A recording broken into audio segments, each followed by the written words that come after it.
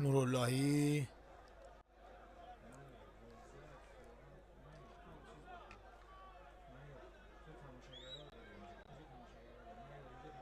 ضربات پنالتی که اولی رو مهرابی زاده خواهد زد برای تیم داماش.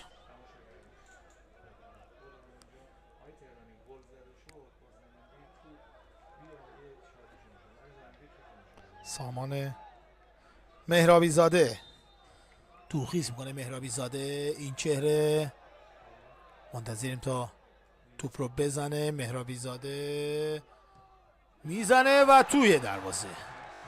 خوشحالی هواداره تیم داماش. گل اول رو در ضربات پنالتی داماشی ها به ثمر میرسونن. این مهرابی زاده است که میبینید.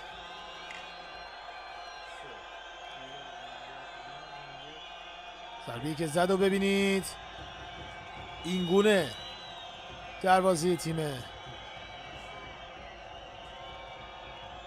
پارس جنوبی رو باز کردن. حالا یوسف بهزادی در اون دروازه است. این چهره و ضربه‌ای که خواهد زد یارو شماره 6 محمد سلطانی مهر برای تیم پارس جنوبی و توپ از زیر دستان دروازه‌بان وارد دروازه میشه. خیلی خوب رفت یوسف بهزادی اما توپ وارد دروازه شد.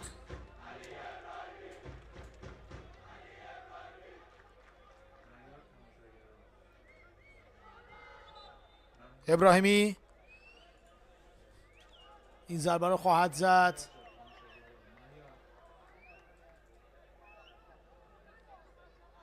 برای داماش اون صحنه رو ببینید. گل قبلی رو و میگیره توپ این چهره کاپیتان سید علیرضا ابراهیمی رو. دروازه‌بان مهدی نوراللهی چقدر بد زدیم توپ رو. چقدر هم راحت گرفت دروازه‌بان تیم پارس جنوبی.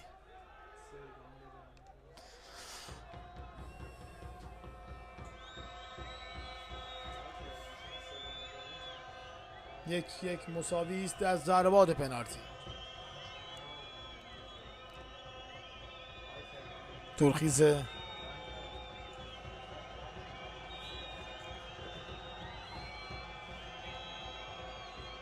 بازیکن تیم فش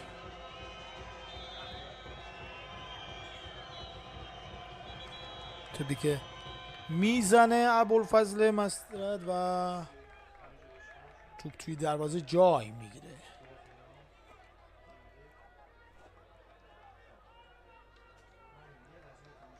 حالا 2-1 میشه در ضربات پنالتی.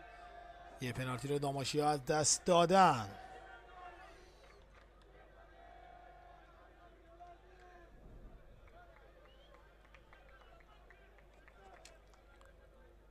ولی دلیل بود که این ضربه رو زد. یه شماره 20 فجیا. حالا بازیکن تیم داماش توپی که زده میشه چقدر خوشگل و زیبا. این توپ رو به گل تبدیل میکنن بازیکنای تیم داماش و بایرامی که چیپ زد و خوشحال از گلی که به ثمر رسونده. مرداد بایرامی وقت بشه گلشون نشون خواهیم داد. البته بلافاصله توپ رو میزنن. ببینیم سریع چیپی که زد بایرامی و حالا بازیکن تیم پارس جنوبی توپی که زده میشه برخلاف حرکت دروازه‌بان و گل سوم توسط همایون افتخاری. 3-2 در ضربات پنالتی پیش میافتن.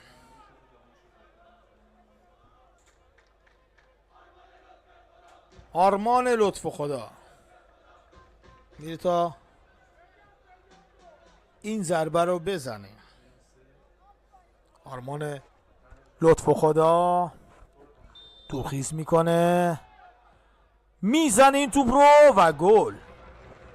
یه لحظه داشت دستش در میره و توپی که به هر حال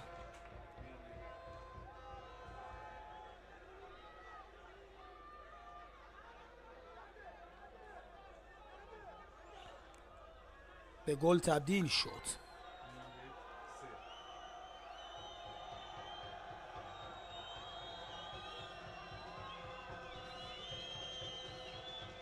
شاهین طاهرخانی میخواد این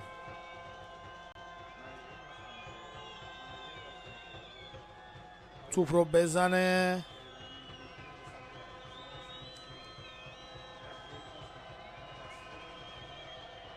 طاهرخانی با تجربه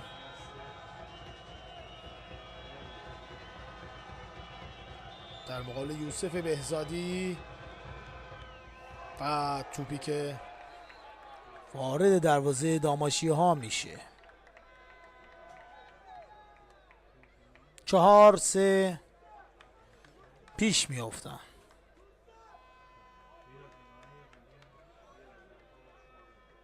ببینیم این صحنه رو که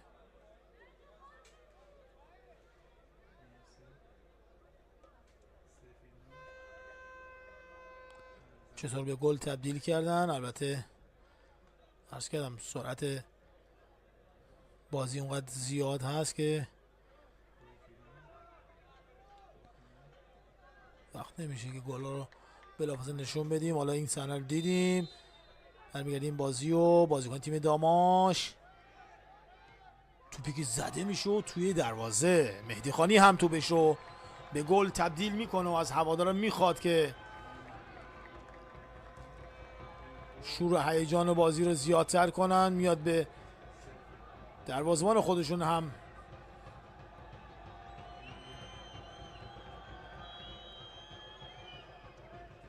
یه دلداری میده و ببینیم که از این ضربه بازیکن تیم پارس جنوبی چگونه استفاده خواهند کرد.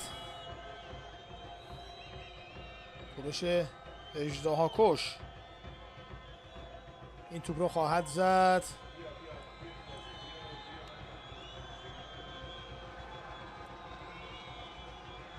توپی که زده میشه و توی دروازه و بازی به اتمام میرسه با برتری 5-4 در ضربات پنالتی و در مجموع 6-5 به نفع تیم پارس جنوبی جم. الحق و الانصاف حق داماش نبود این بازی رو واگذار کنه و اینگونه با رقابت‌های جام حذفی فوتبال کشور در مرحله 1/32 خداحافظی کنه.